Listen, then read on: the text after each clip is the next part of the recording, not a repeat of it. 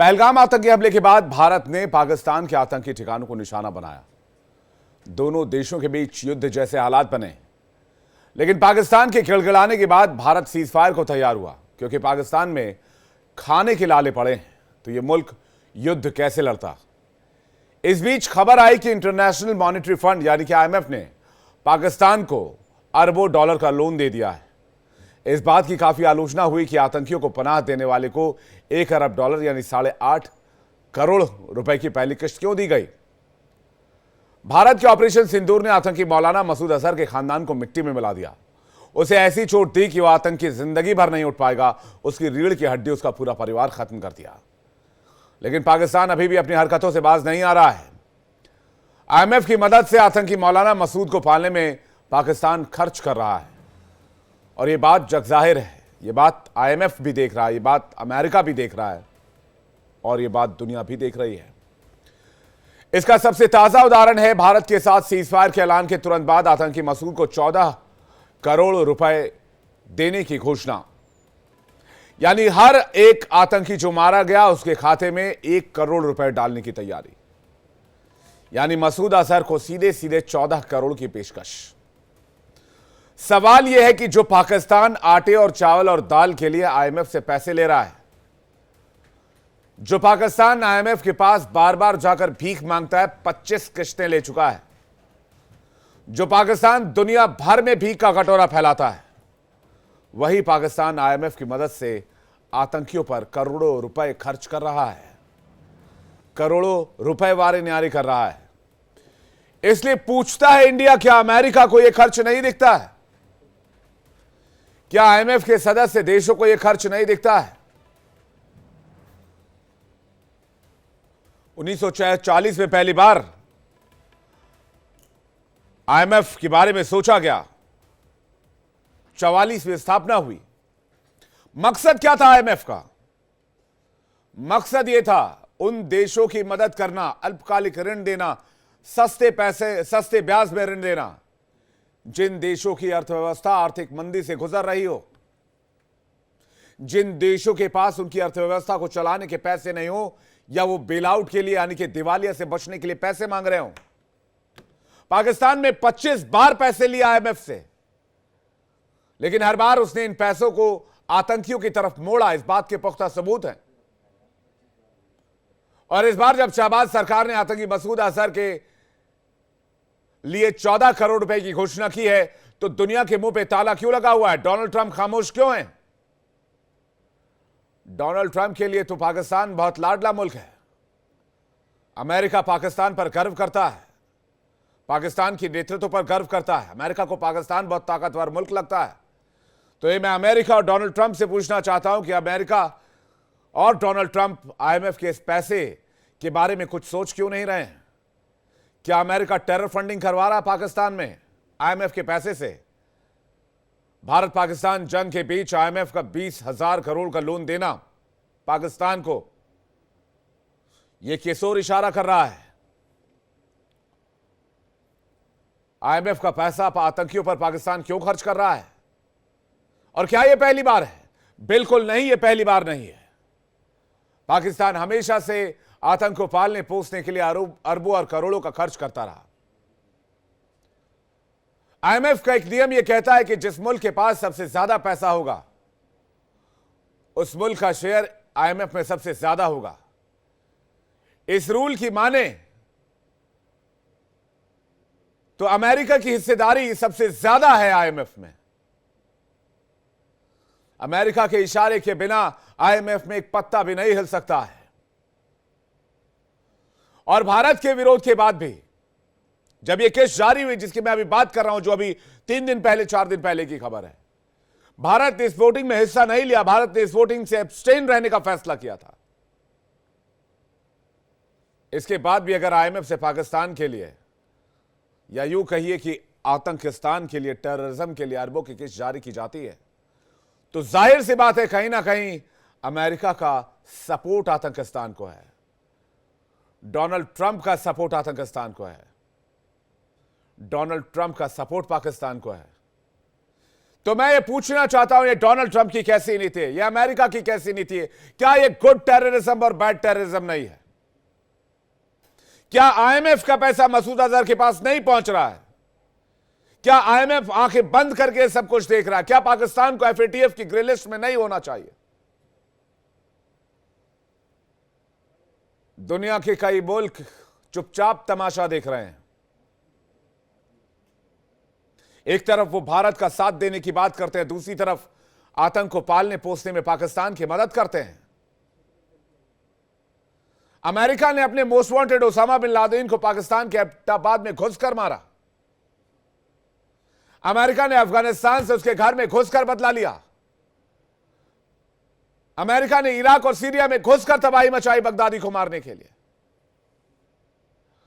लेकिन जब भारत ने आतंक के खिलाफ जंग छेड़ी तो अमेरिका ने पाकिस्तान का लोन अप्रूव आईएमएफ में करवा दिया। भारत बर्दाश्त नहीं करेगा, बिल्कुल नहीं करेगा। यह अमेरिका की दोहरी नीति है। यह गुड टेररिज्म और बैड टेररिज्म है। जबकि भारत का मानना है कि आतंकवाद आतंकवाद होता है, ना तो भला होता है ना बुरा होता है। और अमेरिका की इस दोहरी नीति को, आईएमएफ की इस दोहरी नीति को और पाकिस्तान की नीच चरित्र को भारत उजागर करके रहेगा। हम अपने इस मिशन में लगे रहेंगे। इसलिए मैं आज ये सवाल पूछना चाहता हूं, भारत को लेकर अमेरिका की दोहरी नीति क्यों है? पाकिस्तान को लेकर, पाकिस्तान के आतंकवाद को लेकर दोहरी नीति क्यों है अमेरिका की, डोनाल्ड ट्रंप की? क्या डोनाल्ड ट्रंप इस पर जवाब देंगे? यह सवाल भारत आज पूछ रहा है। आईएमएफ की मदद को आतंकियों पर खर्च करता है पाकिस्तान खुलेआम। क्या यह दुनिया को पाकिस्तान की चुनौती नहीं है? और पाकिस्तान की इस नीचता को पूरी दुनिया कैसे शांत होकर देख रही है? पाकिस्तान के आतंकियों से किसे किसे फायदा हो रहा है?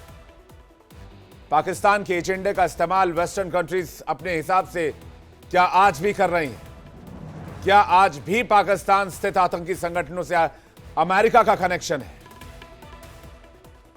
कल तक आतंक से किनारा और आज आतंक का सहारा। पाकिस्तान का वक्त आ चुका है इस पर बातचीत करने के लिए। Air vice marshal OP Tiwari, defence expert, हमारे साथ जुड़ रहे हैं। Colonel Sanjeet Sirohi, defence expert, हमारे साथ जुड़ रहे हैं। Captain Indrajit Singh, defence expert, हमारे साथ जुड़ रहे हैं। और डॉक्टर शरद कोहली, इकोनॉमिस्ट, हमारे साथ जुड़ रहे हैं। आप सभी मेहमानों का बहुत स्वागत है। दर्शकों, एक बार फिर से मैं तहे दिल से आपका स्वागत करना चाहता हूं आपके अपने इस खास शो में पूछता है इंडिया। मैं कोहली साहब सबसे पहले आपसे शुरू करूंगा, चूंकि आप इकोनॉमी का ये मामला है, उसके बाद में बाकी डिफेंस के मेहमानों की तरफ जाऊं। कमाल का मजाक चल रहा है इस दुनिया में। एक तरफ आईएमएफ जो उन देशों की मदद करता है जो देश गरीबी में फंसे हों, जो देश दिवालियेपन की तरफ जा रहे हों, लेकिन आईएमएफ तो एक तरह से टूलकिट बन गया है दुनिया में। पाकिस्तान को बचाना है तो आईएमएफ की तरफ से लोन दिलवा दीजिए। सबसे बड़ी और संदिग्ध भूमिका अमेरिका की, सबसे ज्यादा स्टेक अमेरिका का। अमेरिका कहता है आतंकवाद के खिलाफ खुलकर लड़ेंगे, लेकिन वही अमेरिका आईएमएफ से पैसे रिलीज करवाता है और वही पाकिस्तान आईएमएफ के पैसे से 14 करोड़ रुपए कहता है आतंकियों को दे देंगे। तो पब्लिक डोमेन में 14 करोड़, अरबों खरबों रुपए पाकिस्तान ने इस ओर बहाए हैं और 25 किस्तें आईएमएफ से ली हैं मौजूदा, अगर ताजा एक और किस्त को जोड़ दिया जाए। लेकिन फिर भी आईएमएफ की आंखों पर पट्टी है, अमेरिका और अमेरिकी राष्ट्रपति की आंखों पर भी पट्टी है। या फिर सब कुछ जानते हुए भी वो भारत के खिलाफ कोई सख्त उनकी कोई विदेश नीति होगी? इस पर स्टडी करने की जरूरत है। कोहली सर। नमस्कार विवेक, और मेरे सभी माननीय डिफेंस पैनलिस्ट को और इंडिया डेली लाइव के दर्शकों को मेरा अभिनंदन। बिल्कुल 16%, एक छठा हिस्सा आईएमएफ का वोटिंग राइट्स अमेरिका के पास है। आपने बिल्कुल बहुत बढ़िया बात कही कि बिना अमेरिका के अप्रूवल के आईएमएफ से कोई भी लोन ग्रांट नहीं हो सकता। और 1950 से लेके 2025 तक 25 किस्तें, बिल्कुल आपने ठीक कहा, 24 थी, ये जो अभी रिलीज हुई है 8,500 9,000 करोड़ की, ये 25वीं किस्त थी। तो कुल मिला के 25 किस्तें रिलीज कर चुका। और जब जब ये किस्त रिलीज हुई विवेक, उस समय पाकिस्तान दिवालिया निकलने के कगार पे था, यानी कि बैंकक्रप्ट होने की कगार पे था। तो अगर आईएमएफ ना बचाता तो पाकिस्तान का वजूद मिट गया होता, पाकिस्तान खत्म हो गया होता, पाकिस्तान डिसइंटीग्रेट हुआ गया। बिजली वहां नहीं है, पानी वहां नहीं है, पानी वहां पर दिन में 1 घंटा आता है ज्यादातर पाकिस्तान में। बिजली पावर कट 8 से 10 से 12 घंटे का पावर कट है अलग अलग हिस्सों में पाकिस्तान के। नौकरी वहां है नहीं, इन्वेस्टमेंट वहां पर आती नहीं, फॉरेन एक्सचेंज रिजर्व इनके पास है नहीं, महंगाई की दर 25-30% के करीब है। ऑफिशियली वो 10-12 बोलते हैं, पर 25-30 असल में है। एक भी आर्थिक पैमाना अपनी जगह पर नहीं है। ऐसे में आईएमएफ जब आके लोन देता है और ये जानते हुए कि पाकिस्तान उस पैसे का केवल और केवल टेररिस्ट की वो फैक्ट्रीज चलाने में इस्तेमाल करता है, आतंकवाद को बढ़ावा देने में, आतंकवादियों के कैंप चलाने में, आतंकवादियों को ट्रेनिंग देने में उसका इस्तेमाल करता है, ये अमेरिका की दोहरी नीति को बताता है। डबल स्टैंडर्ड जिसको अंग्रेजी में कहते हैं। एक तरफ अमेरिका ये कहता है कि हम आतंकवाद के खिलाफ हैं, ओसामा बिन लादेन को मारा और अपनी ब्लैक लिस्ट में दुनिया भर के आतंकवादी उन्होंने डाल रखे हैं। 9/11 के हमले के बाद अमेरिका खुल के आतंकवाद के सामने आया, और ये एक स्टैंडर्ड हो गया। दूसरा स्टैंडर्ड, भारत को और अमेरिका को एक ही तरह, भारत और पाकिस्तान को एक ही तराजू में तोल देना। आपने देखा अभी 2 दिन पहले क्या हुआ, उन्होंने इंडिया पाकिस्तान को एक साथ तोल दिया। प्रधानमंत्री मोदी को और शहबाज शरीफ को एक ही तराजू में तोल दिया। ये कहां की अकलमंदी है? ना तो दोनों इकोनॉमीज का साइज एक है, और ये जानते हुए कि उसके मोस्ट वांटेड लिस्ट के आतंकवादी इस टाइम पाकिस्तान में रहते हैं। ये अमेरिका का दोहरा स्टैंडर्ड बताता है विवेक। अमेरिका का ही नहीं, इसमें 6% के करीब यूके की भी हिस्सेदारी है। उन्होंने इन दोनों को अगर हम मिला दें, आपकी वोटिंग पूरी तरह हो जाती है। और मैं ये भी बता दूं इंडिया डेली लाइव के दर्शकों को कि आईएमएफ की जब मीटिंग होती है उसमें आप अगेंस्ट वोटिंग नहीं कर सकते हैं, या तो आप फॉर वोटिंग करते हैं या आप एब्सटेन कर जाते हैं। बहुत सारे लोग ये कह रहे थे कि भारत ने खिलाफ क्यों नहीं वोट किया। आप खिलाफ नहीं कर सकते, आप एब्सटेन कर सकते हैं। तो मुझे लगता है कि इस पैसे का दुरुपयोग अमेरिका की और अन्य देशों की आंखों के सामने हो रहा है, और अब से नहीं सालों से हो रहा है। उसके बावजूद, और ये जो हाल की किस्त आई विवेक, ये सबसे ज्यादा हैरान करने वाली थी, क्योंकि अभी हाल में ही अमेरिका और पाकिस्तान ने इतनी घिनौनी हरकत पहलगाम में करी, उसके बाद ये पैसा उनको दे देना, और ये पैसा आगे 1-1 करोड़ रुपए आतंकवादी के परिवारों को बांट देना। मुझे लगता है अमेरिका को खुल के ये बात स्पष्ट करनी पड़ेगी कि वो क्या चाहता है। क्योंकि और एक इंटरेस्टिंग बात विवेक आपको मैं बताऊं कि जब भी कोई उधार देने वाला किसी को उधार देता है तो वो ये सोच के देता है कि ये पैसा मेरा वापस आएगा। $260 बिलियन का पाकिस्तान के ऊपर उधार है, इंटरनल और एक्सटर्नल ऐड कर दें, करीब $25 बिलियन साल की रीपेमेंट है। मतलब $25 बिलियन पाकिस्तान को साल का वापस करना होता है। ना तो वो पैसा वापस आना, ना वो किस्त वापस आनी। और जब भी मैंने जैसा कि कहा उधार देने वाला ये देखता है, तो क्या वो देख नहीं रहे ये पैसा उनका कुएं में जा रहा है, ये पैसा उनका कतई वापस नहीं आने वाला है। इसके बावजूद ये पैसा दिए जा रहे हैं। मुझे लगता है कि ये साफ तौर पे बताता है कि भारत के खिलाफ वो चाहते हैं कि पाकिस्तान ये हरकत करे। ये अप्रत्यक्ष रूप से स्पष्ट हो जाता है, वो चाहते हैं ये पैसा हम पाकिस्तान को देंगे तो पाकिस्तान इससे आतंकवादियों को अपने आप पनाह पालेगा, पोसेगा और भारत के खिलाफ इसका इस्तेमाल करेगा। विवेक, मैं इसको स्पष्ट तौर पे कहना चाहूंगा कि बहुत ही गलत मंशा उन देशों की बता रहा है जो पाकिस्तान के लिए वोट करके इस पैसे को जाने देते हैं। विवेक, कोहली साहब, आपने कुछ बहुत इंपॉर्टेंट पॉइंट्स रेज किए हैं, उसमें से एक पॉइंट पुल आउट करता हूं और मैं चलता हूं ओपी तिवारी सर के पास और इसके बाद बाकी मेहमानों के पास। आपने कहा कि जब हम किसी को पैसा देते हैं तो हम, मान लीजिए मैंने शरद कोहली जी से कहा कि भाई मुझे सर इतने करोड़ रुपए चाहिए, मुझे हेल्प की ज़रूरत है, मुझे घर का रेनोवेशन कराना है, कुछ चीज़ें ठीक करानी है और 1-2 जो है वो मामला कुछ रह रहा उसको फाइनल करना है और 1-2 लोगों के पैसे देने हैं। Then I will repay you in 5 years और 4 years और 3 years, वट एवर, 2 साल 3 साल 5 साल में आपको दे दूंगा। IMF से 25 किस्तें ली गई। IMF ने कितनी बार ये सुनिश्चित किया कि IMF ने जो पैसा पाकिस्तान को दिया वो गया कहां, वो उसका रूट क्या रहा, वो पैसे खर्च कहां हुए, उन पैसों को पाकिस्तान ने कहां इस्तेमाल किया?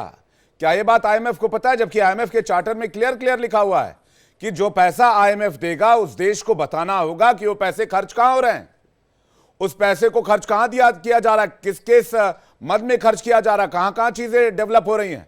25 किस्तें IMF ने दी, कितने रुपए दिए इसका आंकड़ा भी मैं निकाल लूंगा।